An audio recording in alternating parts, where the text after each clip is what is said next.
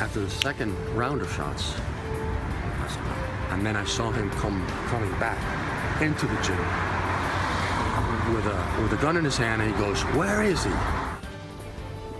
We begin with a CBS 4 exclusive on the deadly shooting at Merrick Park in Coral Gables. Tonight, we're hearing from one of the first people to start rendering aid to the victims. And it turns out he's a very familiar face, former Miami-Dade Mayor Carlos Alvarez. CBS 4 Silva Harapetian is the only reporter to speak with him about this. Silva. Good evening. He says he's been a member of this gym for several years. In fact, has known the shooter for almost just as long. We are first now learning about the details of what exactly went on in the gym. The first person that was there tried to render aid to the victims and came face to face with the shooter at one point, and also a little bit about why the shooter was looking for a third person. On Saturday afternoon, former Miami-Dade Mayor Carlos Alvarez witnessed Abeku Wilson be fired and escorted out of the gym. Less than 10 minutes later, he says he heard gunshots.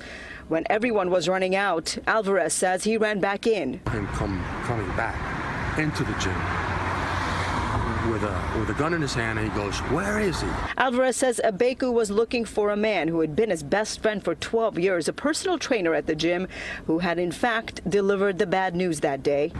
But after the second round of shots, and then I saw him coming back into the gym with a gun in his hand, and he goes, "Where is he?" Did he see you? Oh yeah, yeah. You made eye contact? Yeah, he was walking into the gym, and I was maybe 15 yards from him. He looked at me, I looked at him, and he was looking for the third person that had been involved in his termination.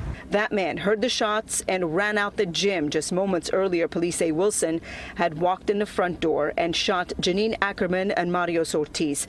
Alvarez says he got to Janine first, tried to help, tried to comfort her, and stop the bleeding. She had a head wound, and I put a towel, and I kind of grabbed her hand, and I can still see her little tennis shoes.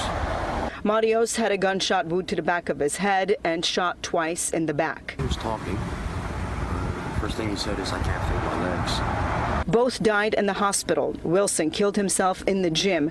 The 33-year-old bodybuilder was fired for shoving another trainer against the wall, but that wasn't the only issue. There were signs that his life was falling apart. He had just gotten divorced, lost a competition many say devastated him, and there is talk of how big he got. Mark Sarnoff was one of Wilson's clients. He says he has no personal knowledge of steroid use, but it's something that's understood in the gym environment. I think a lot of people are gaining inferences that maybe he was coming off of a steroid regime. It's the coming off period that's the hard period, when you've been on the drugs and then you start reducing or going cold turkey. It can affect your moods. It can have violent mood swings. And again, no one can be exactly sure what led up to all of this. We can tell you that there have been a number of people who've been coming to the gym, mostly not really to work out, but to just support each other and talk about it and be there for one another. The gym was open until 8 o'clock, and it will reopen again tomorrow. We're live. Silva Harapetian, CBS 4 Tonight.